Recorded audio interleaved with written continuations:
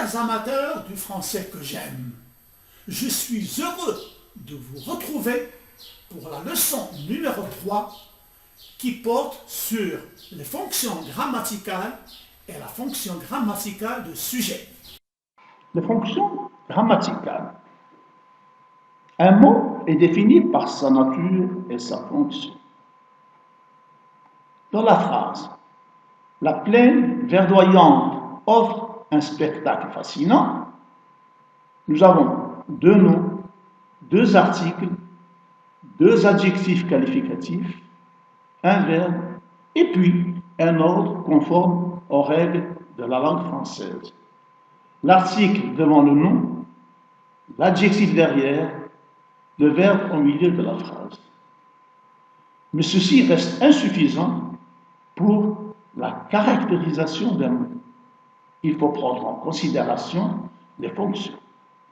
Dans la phrase, le lion dévore sa proie. Le premier nom commande le verbe sur le plan des accords et il est le point de départ de l'unité phrastique. Sa fonction est sujet grammatical. Sémantiquement, l'action de dévore est à mettre au compte du référent lion. C'est une sorte de prise en charge.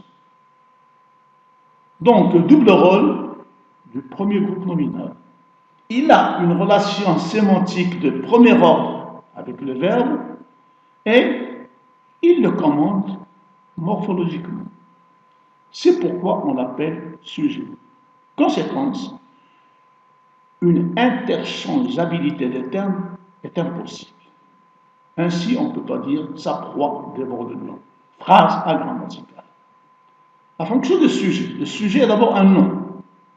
Nous donnons 6 exemples. Il peut être un pronom. Un exemple. Un pronom personnel. Il peut être un pronom démonstratif. Un exemple. Un pronom possessif. Un exemple. Un pronom indéfini. Un exemple. Un pronom interrogatif. Un exemple. Un infinitif. Un exemple. Une proposition. Un exemple. L'inversion du sujet. L'inversion obligatoire. Elle est dans les phrases interrogatives. Phrase de Chateaubriand. L'inversion est de rigueur avec un pronom personnel sujet. Montesquieu, Chateaubriand. Avec les adverbes interrogatifs. Combien, comment ou quand. L'inversion est souhaitable mais non obligatoire. Des exemples. Avec pourquoi l'inversion est condamnée avec un sujet groupe nominal. La règle est appliquée avec un pronom personnel, mais elle n'est pas absolue. Phrase de Jean Giraudoux et une autre phrase. Après la locution conjonctive quelque, Théophile Gautier. L'inversion dans le discours direct.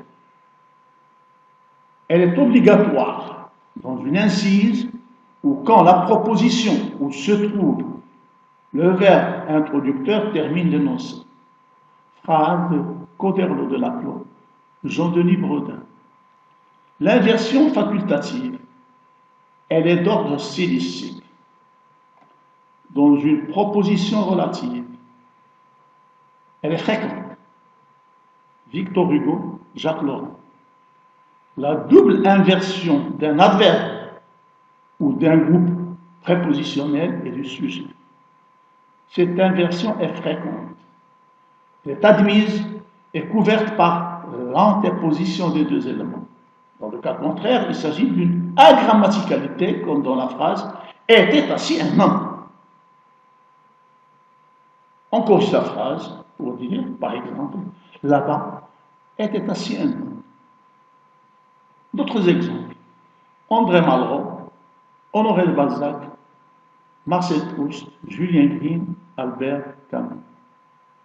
Après un verbe de sensation, Honoré de Balzac. Après certains adverbes d'opinion ou de liaison, Alain Replier, André Gide. dans une subordonnée interrogative ou exclamative indirecte. Michel Butor, Charles de Gaulle.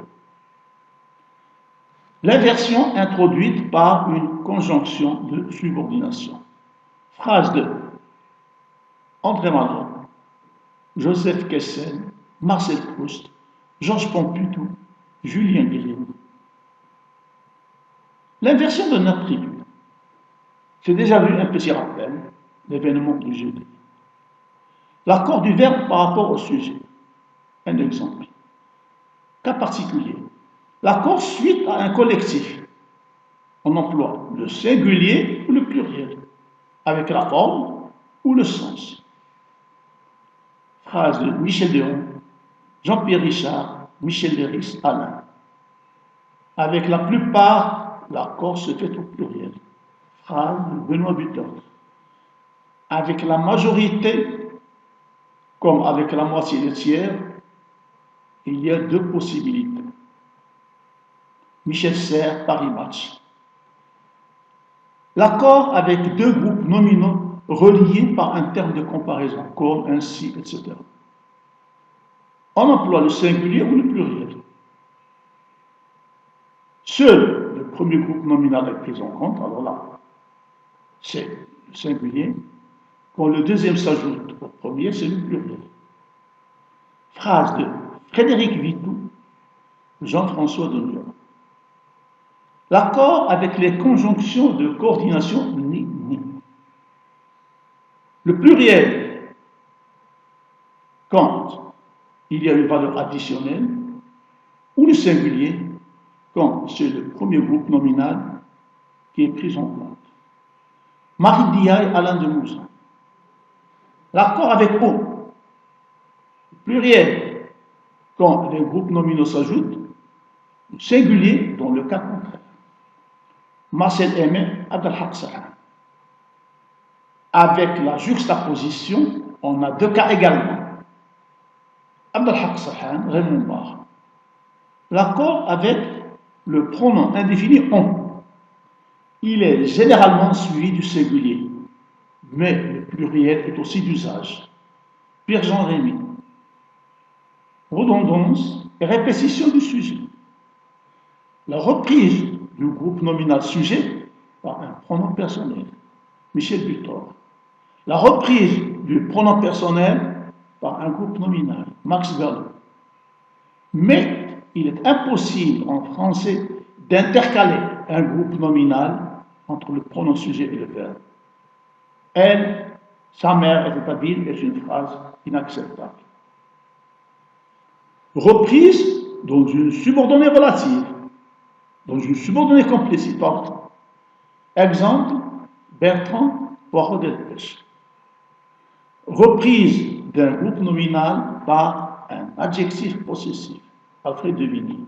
Quant à, elle est nécessairement suivie d'un pronom personnel de reprise, Antoine de Saint-Exupéry.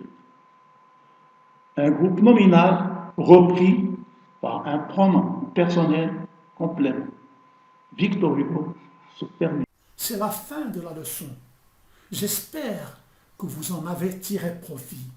Au revoir.